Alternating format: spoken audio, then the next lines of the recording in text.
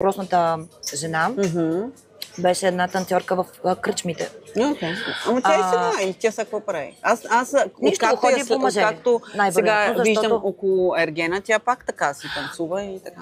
Тя не е само, тя говори за морал и колко е долнопробно това, там когато говореше за Йоана. Те са се запознали в кръчмата, а ти откъде си? Ти откъде си? Ти какво направи?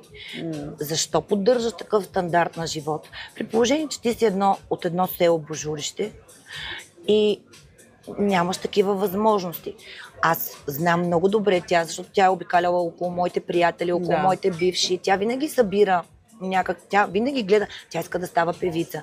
За нея аз съм някакъв луд фетиш. И понеже тя не може да бъде на моето място, опитва се да бъде, за да може по някакъв начин нещо да направи. Тук в случая са виновни тези двамата мъже, които са я допуснали.